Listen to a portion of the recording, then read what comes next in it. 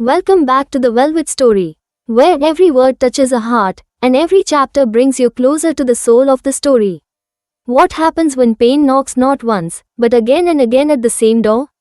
When the world sees your silence, but not the storm within? In chapter 18 of Pretend, Geet faces a terrifying moment no mother should endure. A lifeless Abhi, a desperate plea, a love so deep, it defies blood, fate, and heartbreak. Today's chapter is raw, emotional, and deeply human.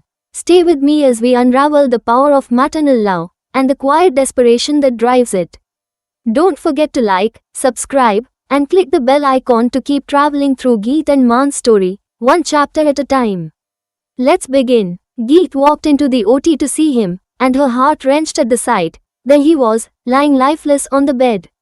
Abhi, hey Abhi, that moment stirred something deep inside her. An unfamiliar but overwhelming feeling.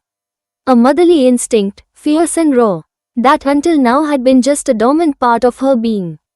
Abhi had awakened it. Through him, she had understood what it truly meant to be a mother. Abhi, you're my good boy, right? I know you are saying, Mama, Abhi is good boy. Please baby, get up for your mama. Otherwise, your mama will never talk to you again. Abhi, get up baby. Come, we'll play. You want to play, right? Get up. Her voice trembled. It cracked with every word. She could hardly make herself audible. But in her heart, she knew, Abhi could hear her. He had to hear her. Hey Abhi, who loved her more than anything. Why do we always realize so late? Why do we always understand the depth of our emotions when it's almost too late? Realization never takes place on time. I know my Abhi would never disappoint his mama. I know my Abhi would never disobey her. Hey na, she whispered. Sir, we have 1 unit of blood left in our blood bank, a voice informed from behind. Geet beta, Shashank gently placed a hand on her shoulder. She understood, he was asking her to leave. He will be fine, uncle. It wasn't a question, it was her faith, her unwavering faith. God never hurts a mother, Geet, Shashank said, trying to hold back his emotions. He guided her toward the door. Meera, stay with your friend. Meera nodded, holding Geet's arm. But Geet was no longer just a friend. She was a mother now. Her eyes were closed, tears pooling beneath her lashes. She didn't want anyone to see her like this, fragile, vulnerable. Not even her best friend. She had already closed so many doors around her heart. And this incident, this might close the last one. Geet, Meera tried to reach her. She made her sit on the chair along with everyone else. But Geet was somewhere else, lost in fear. Maan, go and support your wife, Dadi whispered to him. Dadi, Mom, she won't open up to me. That's not the point, Maan. You can't just sit here idle. Dadi, Mom, please try to understand. Maan, your wife needs her husband right now. Dadi's voice held disappointment, but Maan remained silent. Even he didn't know what to do. Maybe he was right, Geet wasn't expressive. She had walls around her heart, and he had never truly broken through. Dadi Ma's doubts were confirmed by his response. But they were married. That fact couldn't be ignored. At the very least, as a human being, he should comfort her, even if not as a husband. If there had been love between them, Geet would have told him about her whereabouts earlier. She would have at least said she had something important to do. But she hadn't. Nothing more. Nothing less. Meera and Geet sat away from the rest. Meera, why is Babaji punishing me? Am I that bad? Geet's voice cracked. No, Geet, why would you think that? First Ali, then Meet, after that Anupama Mama, and now Abhi. Ever since I stepped into their happy family, they've been suffering. Geet, how could you even think that? I am a bad omen, Meera. Geet, stop talking nonsense. Geet covered her face with her palms and broke down in tears. Meera felt helpless. Her best friend, her sister-like soul, was slipping into darkness. And she didn't know how to pull her back. Geet, you'll see, Babaji will not let anything happen to him. He knows, he's not with us, Meera. He thinks I'm not human, that I don't feel pain, hurt. Geet, please don't talk like this. If Babaji has an issue with me, why doesn't he hurt me? Why does he always hurt the ones who love me? Geet, Anupama auntie will be fine.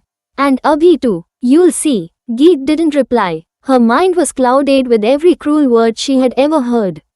That she was unlucky, a bad omen, selfish, cold, arrogant, heartless. Meera didn't know how to reignite hope in her friend. Depression had a grip on Geet, and she could see her becoming emotionally insolent. Meera held her hand, gently caressing it. But Geet didn't even respond to her touch. The distance between them grew heavier with silence. Geet was suffering, and Meera could only watch helplessly. Meera, stay away from me. Geet, I don't want to hurt you too.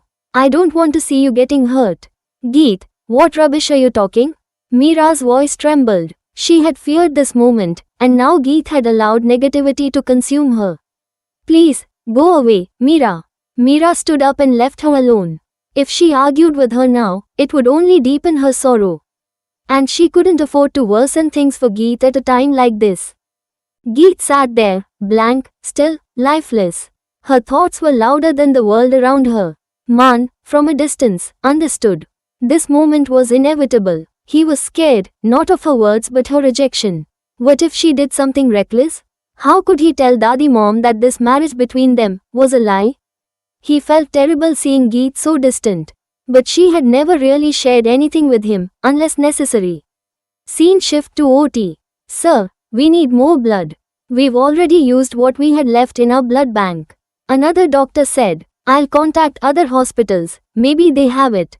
Okay, sir. Shashank walked out of the OT and immediately started making calls. No, sir, we don't have that blood group, he heard again and again. Hello, C# hospital? I'm Shashank from City Hospital. Do you have O negative blood? Shashank sir, we have 2 units, but we've reserved it for a patient scheduled for surgery in 2 days. I'm sorry, sir, we can't help. Please arrange it from somewhere else. Dr. Mehra, I've called all hospitals and blood banks. I'm getting the same answer. Please help me, you need it in 2 days. We'll arrange more before the surgery. Sir, I can't risk my patient's life. You know how rare O negative is. I'm sorry. Geet saw Shashank returning from the OT and sensed something was wrong. She approached him quickly. Uncle, Abhi, is he okay?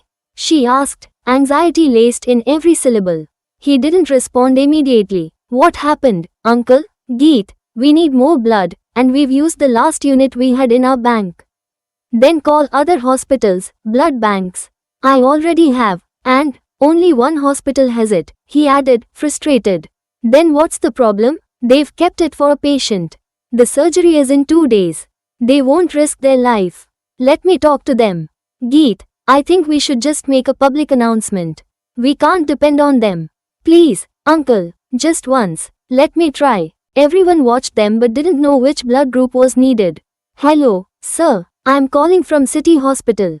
I'm a helpless mother. My baby is in the OT. He needs the blood you're holding. Sir, I know a patient's safety is your responsibility, but you are a doctor too, and he is only 2 years old. Your patient's operation is in 2 days, we'll arrange the blood before then. Please, show some mercy, Geet sobbed, her voice trembling, her soul breaking with every word. Mom, you don't understand. Sir, I will arrange that blood. I give you my word. What's the guarantee I'll get that blood group again? I'll search for it myself. I'll pay whatever price the donor asks. I'll find them, sir, even if it costs my life. Even if I have to sell myself, I wouldn't think twice. I just need that blood for my baby. She spoke like a child pleading for a toy, willing to give away everything, unaware of the cost. Mom, it's not that easy. It took me 3 weeks to find it.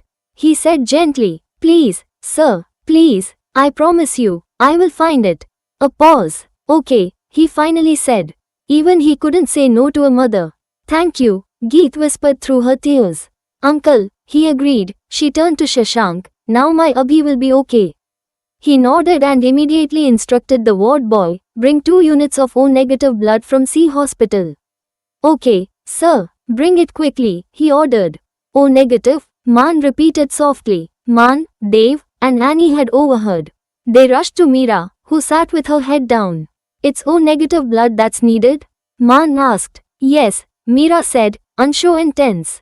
We all have O negative, Dev revealed. Meera's eyes lit up. Really? She asked in disbelief. though it seemed silly even to her. I mean, please, come with me. Meera checked them all. She had to refuse Man. He donated just 3 months ago. Annie had given blood 2 months ago. Both were too recent. Meera, I'm fit and fine, Man argued. Sir, I can't risk your health. Meera, 3 months is enough time for the body to regenerate blood. But officially, one can donate only after 6 months. Meera, you're a doctor. Sir, I said no. Meera, you can't take 2 units from Dev alone. Then we'll search elsewhere. It's not that easy, sir, if anything happens to you. No, I can't take that risk, she said firmly, her voice nearly breaking. She wasn't just a woman anymore, she had become a mother. And in that moment, nothing else mattered, not logic, not limits, not even life itself. Thank you for joining me in this emotional rollercoaster of chapter 18. Geet's journey is no longer just about love. It's about courage, sacrifice, and the kind of heartbreak that transforms. What would you do for the ones you love most? Share your thoughts in the comments. Was there a moment in this chapter that broke you? Don't forget to like this video if it touched your heart, and subscribe to the Velvet Story for more soul-stirring chapters from Pretend. Until next time, stay soft, stay strong, and as always, keep pretending.